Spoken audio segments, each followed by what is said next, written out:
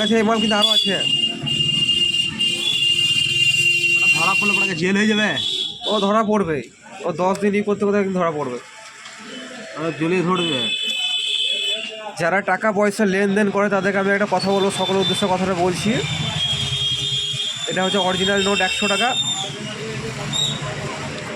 Original note আসল দিয়ে লোকে দেখলে পরে বুঝতে পারবে। আর এটা হচ্ছে জাল নোট।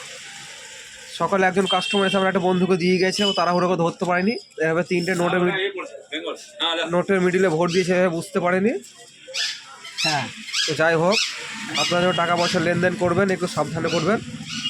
এটা হচ্ছে ডুপ্লিকেট, এটা হচ্ছে ডুপ্লিকেট, এটা হচ্ছে অরিজিনাল। আর এর মধ্যে পার্থক্য কী কী আছে আপনারা দেখুন।